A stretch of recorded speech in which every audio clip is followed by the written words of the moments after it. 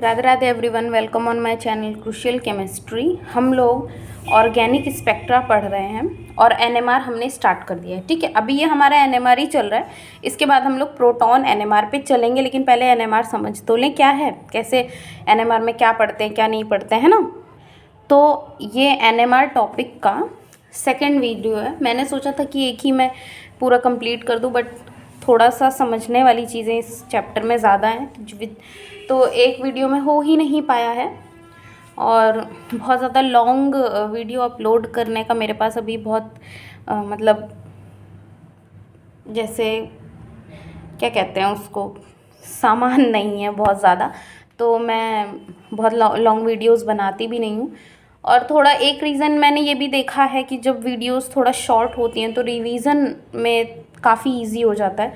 जो टॉपिक हमें पढ़ना, हमने वही वीडियो खोली और फट से रिवाइज़ कर लिया। अदरवाइज़ हमें बार बार आगे पीछे ये वो बहुत उसमें झंझट करना पड़ता है कि ढूंढो कब शुरू होगा ये टॉपिक, है कि नहीं। चलो, तो एनएमआर हमने पिछली वीडियो में देखा कि एक्टिव है कि नहीं एक्टिव है।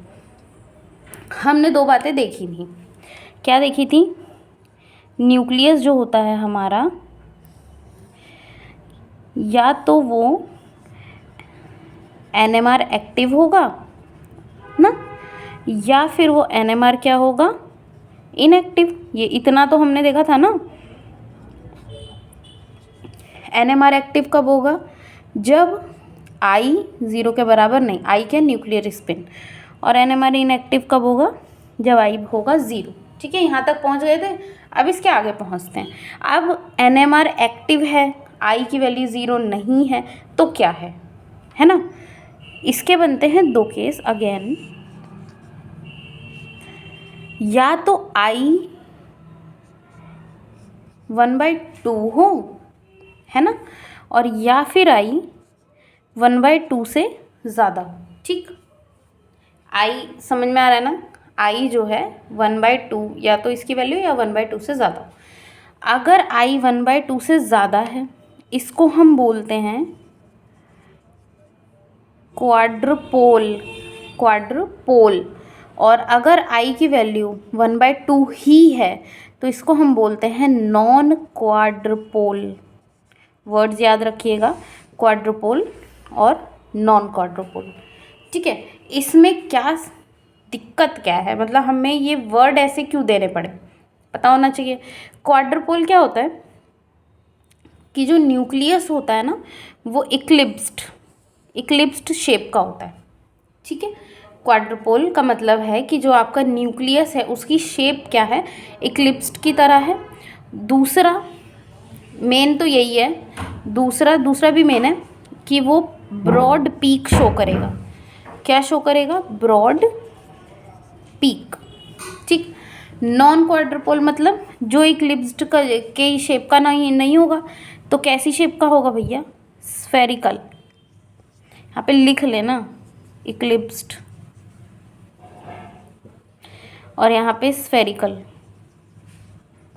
तो कैसी शेप का होगा? स्फेरिकल शेप का होगा। दूसरा, ये शार्प पीक देगा, शार्प पीक, ब्रॉड पीक देगा। क्या? क्वाड्रपोल, जिसकी 1/2 से ज़्यादा वैल्यू होगी आई की। और दूसरा, ये शार्प पीक देगा जो कि स्फेरिकल इन शेप होगा। क्या? न्यूक्लियस विच इज़ नॉन क्वाड्रपोल, और उसकी वैल्यू 1/2 होगी आई की। ठीक है, अब इनके एग्जाम्पल्स इम्पॉर्टेंट हैं। एग्जाम्पल में क्या है? नाइट्रोजन 17 वाला। ठीक है, इसकी आई की वैल्यू होती है 1। उसके बाद ड्यूटीरियम, इसकी भी आई की वैल्यू होती है 1। उसके बाद बोरॉन, इसकी आई की वैल्यू होती है 3/2। ठीक है, 3/2। अब यहाँ पे एक तो यहाँ ड्यूटीरियम आ गया, यहाँ हाइड्रोजन है जिसकी आई की वैल्यू एग्जैक्टली 1/2 ही होती है। एक तो ये हो गया, कार्बन 13 हो गया। ठीक, नाइट्रोजन 15 हो गया, और फ्लोरीन 19। इतना बहुत है। देखो, अगर एग्ज़ाम में इस तरीके का कोई ऑप्शन में, जैसे 3-4 ऑप्शन दे दिए इनमें से कोई भी एटम के, और पूछ लिया कि which of the following have quadruple nuclei, है ना, या फिर which of the following have not have quadruple nuclei करके कुछ भी पूछ सकता है, क्वेश्चन इधर उधर घुमा सकता है।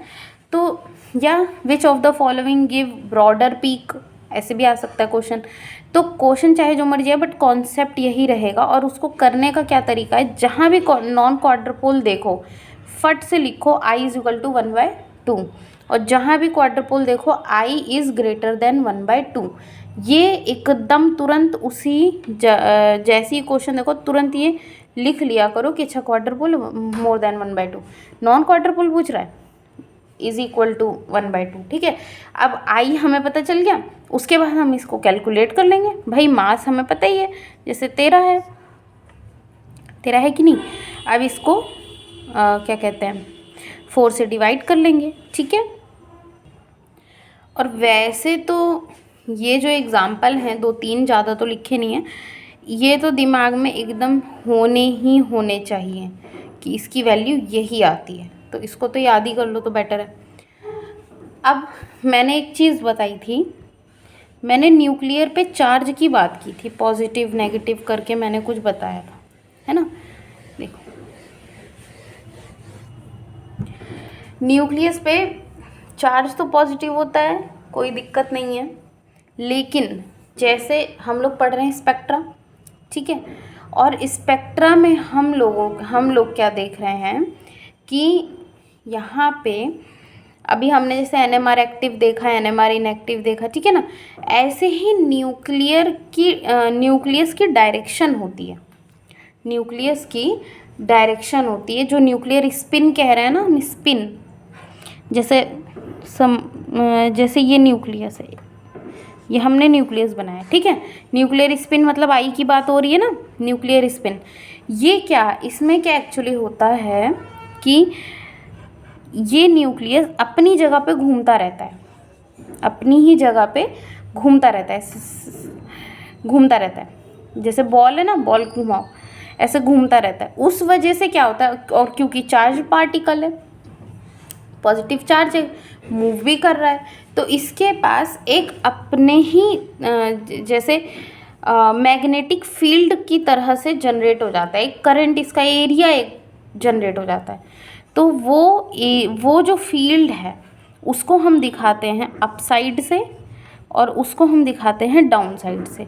अप साइड को हम बोलते हैं पॉजिटिव, डाउन साइड को बोलते हैं नेगेटिव। तो यही न्यूक्लियस की डायरेक्शन है। अगर क्लॉकवाइज घूम रहा है तो ये एंटी क्लॉकवाइज घूम रहा है न्यूक्लियस, तो ये बात सिर्फ इतनी ही है। तो ये न्यूक्लियस की डायरेक्शन होती है। अब एक बहुत अच्छा क्वेश्चन आता है, क्वेश्चन क्या आता है वो एग्ज़ाम में यूज़ ही होता है, अभी आगे जैसे हम पढ़ेंगे तब समझ में आएगा।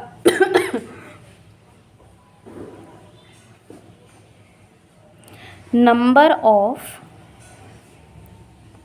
डीजेनरेट लेवल कैसे निकालते हैं, डीजेनरेट लेवल ये कैसे निकालते हैं, तो इसका सीधा सीधा फॉर्मूला होता है 2i+1। तो नंबर ऑफ डीजेनरेट लेवल्स की बात हो रही। अच्छा अब ये होते क्या हैं, देखो एक एग्जांपल से समझते हैं। हाइड्रोजन, ठीक, इसकी I की वैल्यू मैंने अभी अभी बताया क्या होती है 1/2, ठीक है, 1/2 होती है। अब नंबर ऑफ डीजेनरेट लेवल कैसे निकालेंगे, देखो 2 × i+1 करके क्या आ रहा है 2। इसका मतलब क्या होता है, जैसे नंबर ऑफ डीजेनरेट लेवल तो आ गया आपका 2, बट इसका मतलब क्या होता है कि जो एक है +1/2, एक है -1/2। इसका मतलब क्या है कि पॉजिटिव और नेगेटिव डायरेक्शन को ये नंबर 2 इंडिकेट कर रहा है, ठीक है। 2 का मतलब क्या हुआ कि ये जो पॉजिटिव और नेगेटिव आया है, ये देखो 1/2 तो ठीक है, ये I की वैल्यू है, कोई दिक्कत नहीं है। पॉजिटिव और नेगेटिव ये जो 2 साइन है ना, है कि नहीं, मैंने अभी क्या बताया, पॉजिटिव वाला अप स्पिन और नेगेटिव वाला डाउन स्पिन, यही तो बताया मैंने। तो जो पॉजिटिव होता है वो इस तरीके से घूम रहा है, नेगेटिव इस तरीके से घूम रहा है ना। तो ये जो साइन है ये इंडिकेट करते हैं न्यूक्लियर की स्पिन को, न्यूक्लियर स्पिन। जैसे देखो न्यूक्लियस है, जैसे ये हाइड्रोजन, ये शेल हुई, इसमें एक इलेक्ट्रॉन प्रेजेंट है, ये तो आपका कंप्लीट एटम है। बट हम बात कहाँ कर रहे हैं, न्यूक्लियर मैग्नेटिक रेजोनेंस NMR पढ़ रहे हैं, न्यूक्लियस की बात हो रही है। तो न्यूक्लियस जो है वो अगर इस डायरेक्शन में घूम रहा है तो वो अपनी एक मैग्नेटिक फील्ड, समझ रहे हो, मैग्नेटिक फील्ड ये बना रहा है अप डायरेक्शन में, और यही पॉजिटिव साइन शो हो रहा है। अगर न्यूक्लियस आपका एंटी क्लॉकवाइज घूम रहा है तो आप मैग्नेटिक फील्ड की जो डायरेक्शन है नीचे की तरफ, और वो हम नेगेटिव साइन के साथ डिनोट करते हैं। सबसे पहली बात तो आप ये समझ लीजिए कि कोई भी चीज़ होगी, अगर वो कोई भी चार्ज्ड पार्टिकल होगा और वो कंटिन्यू मूव कर रहा होगा, है ना, कोई भी चार्ज मतलब पॉजिटिव चार्ज या नेगेटिव जो भी है, जो चार्ज्ड बॉडी होगी और वो कंटिन्यू मूव कर रही है, तो वो सिर्फ मूव करने की वजह से वो अपने आसपास एक मैग्नेटिक फील्ड जनरेट कर लेती है। यहाँ पे भी न्यूक्लियस जो है अपने आसपास एक मैग्नेटिक फील्ड जनरेट कर लेता है, और इसी वजह से वो इलेक्ट्रॉन्स को अपनी तरफ अट्रैक्ट कर पाता है। ठीक, समझ में आया? ठीक, तो ये चीज़ मुझे आपको बेसिकली समझानी थी। स्फेरिकल, ये तो हमने स्फेरिकल की बात की है ना, स्फेरिकल न्यूक्लियस, मैंने क्या आपको बताया, ये न्यूक्लियस है, स्फेरिकल है, तो इसकी एक ऐसे डायरेक्शन, एक नीचे की तरफ डायरेक्शन, ये स्फेरिकल न्यूक्लियस की बात हो रही थी। इक्लिप्स्ड न्यूक्लियस में क्या होता है, ऐसी कुछ शेप होगी उसकी, है कि नहीं, एलिप्सॉइड शेप बोलते हैं इसको, एलिप्सॉइड शेप बोलते हैं इसको, आई थिंक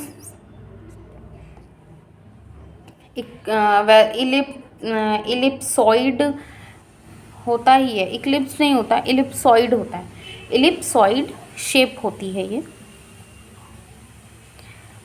इक्लिप्स्ड फॉर्म याद आ रही है मुझे केमिस्ट्री की, खैर I am sorry, I was wrong, it is ellipsoid shape, आगे लिखा होगा उसको करेक्ट कर लीजिएगा, इलिप्सॉइड शेप होती है ये। हाँ, इसमें क्या होता है, जैसे स्फेरिकल में तो एक अप डायरेक्शन हो गई, एक डाउन डायरेक्शन हो गई, समझ में आ रहा है कि नहीं।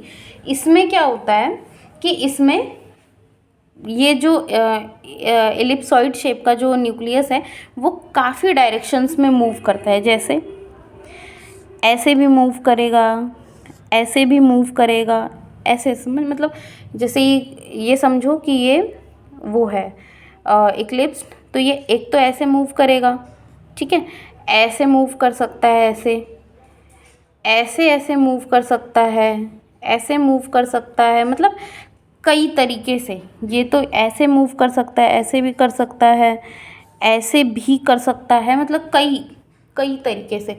तो इसमें नंबर ऑफ रोटेशंस होती हैं, इसमें एक, जैसे इसमें एक और एक, मतलब एक या तो अप हो रही है या तो डाउन हो रही है, दोनों जो भी हो रहा है, 2 रोटेशंस हो गई। इसमें many rotation, number of rotations होती हैं एलिप्सॉइड फॉर्म में। तो इसमें कैसे हम कैलकुलेट कर, जैसे मैंने आपको बोरॉन 11 का एग्जाम्पल दिया था, इसमें ये जैसे नाइट्रोजन होता है ना, और ड्यूटीरियम बताया था मैंने, बोरॉन 11 बताया था।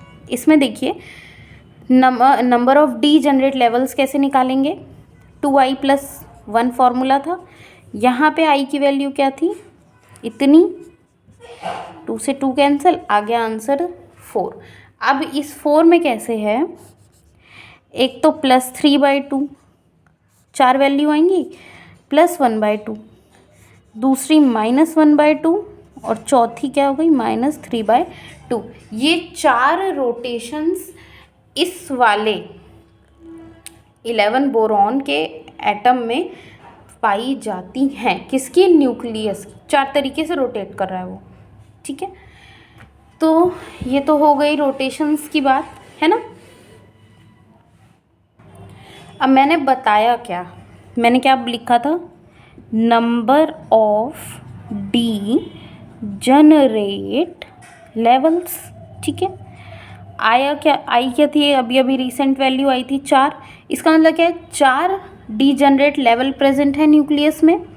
4 क्या है, डीजनरेट लेवल्स प्रेजेंट हैं। और मैंने आपको ये बताया कि 4 ही टाइप की रोटेशंस भी होती हैं, 4 टाइप की रोटेशंस भी उसमें हो रही हैं, किसमें, 11 बोरॉन में। इतना मैंने बताया था कि नहीं, ठीक। अब डीजेनरेट लेवल्स तो हो गए, लेकिन ये होंगे कौन कौन से, कैसे हम इसे बताएंगे, कैसे हम ये बताएंगे कि इसकी शार्प पीक आ रही है, इसकी ब्रॉडर पीक आ रही है, ठीक है, इसको हम देखते हैं, है ना। तो सबसे पहला केस तो हम लोग यही ले लेते हैं 1/2 का, जिसमें नंबर ऑफ डीजनरेट लेवल्स जो आ रहे थे, कितने आ रहे थे, 1/2। 1/2 में क्या, 2 आ रहा था, नंबर ऑफ डीजनरेट लेवल क्या आ रहे थे, 2। और ये 2 कौन से थे भैया, एक +1/2 और दूसरा क्या था, -1/2, ठीक है। अब इसको देखते हैं, एकदम पास में बनाया करो। ये क्या है, number of degenerate level, D generate level, degenerate मतलब अभी एनर्जी सेपरेट नहीं हुई है, उसके बाद यहाँ पे एनर्जी सेपरेट हो गई, जितना ये नीचे आ रहा है उतना ही ऊपर जाएगा। अब हो क्या रहा है, न्यूक्लियस की बात हो रही है, this is what, this is nucleus, ये न्यूक्लियस है, ठीक है। ये +1/2 लेवल था इसका, ये -1/2 लेवल है। एनर्जी एब्जॉर्व करेगा, भाई देखो जैसे एटम है, इसमें न्यूक्लियस है और इसमें इलेक्ट्रॉन है, ठीक। हम क्या देख रहे थे, इलेक्ट्रॉन एनर्जी एब्जॉर्ब करता है, अभी अभी पिछले वीडियोस में क्या पढ़ रहे थे कि एक्साइट होता है, ये होता है, वो होता है कि नहीं। जब हम लोग फंक्शनल ग्रुप वगैरह को डिटरमाइन कर रहे थे आईआर में, विजिबल में, यूवी में, यही तो पढ़ रहे थे। तो जब एनर्जी इलेक्ट्रॉन को मिल रही है तो न्यूक्लियस को भी तो मिल सकती है भैया, प्रोटॉन को मिलेगी कि नहीं मिलेगी, भाई वही सनलाइट है जो इस पे पड़ रही है, इस पे पड़ रही है। तो अब हम पढ़ रहे हैं थोड़ा सा और अंदर न्यूक्लियस पे, तो न्यूक्लियस को लाइट मिली, ठीक है, रेडियो एक्टिव वेव, कोई भी रेडियो एक्टिव वेव मिली, ट्रांजिशन होगा। अब देखो 1/2 प्लस और माइनस का मतलब क्या है, ये मैं बताना चाह रही हूँ कि पहले आपका जो जो न्यूक्लियस था वो ऐसे क्लॉकवाइज रोटेट कर रहा था, एनर्जी मिली, एनर्जी मिल गई, रोटेशन चेंज हो गया, ऐसे हो गया। पहले रोटेशन क्लॉकवाइज हो रहा था, अब रोटेशन एंटी क्लॉकवाइज होगा, ठीक है। तो न्यूक्लियस पहुंच गया -1/2। अब फिर वही चीज़ मैं बार बार समझाती हूँ कि इलेक्ट्रॉन को एनर्जी मिलती है तो उसका क्या होता है, वो जंप करके कहीं जाता नहीं है, उसका वाइब्रेशन बढ़ जाएगा, है ना। और हम एनएमआर में न्यूक्लियस जो है वो कहीं उठ के नहीं चला जाएगा कि यहाँ हाई लेवल पे चला गया, ऐसा कुछ नहीं। ये न्यूक्लियस यहीं रहता है, बस पहले जैसे ये न्यूक्लियस है, पहले कैसे घूम रहा था, क्लॉकवाइज, एनर्जी मिली तो ये एंटी क्लॉकवाइज घूमने लगा, ठीक है। बस इतनी सी बात होती है। तो हम इसको बोलते क्या हैं, +1/2 और -1/2, ठीक। अब हम चलते हैं जहाँ पे 4 आई थी हमारी वैल्यू, डीजनरेट लेवल हमारे 4 आए थे, क्या क्या, +3/2, +1/2, -1/2 और -3/2, यही 4 आए थे कि नहीं। तो 4 सबसे पहले तो डीजनरेट लेवल बनाओ,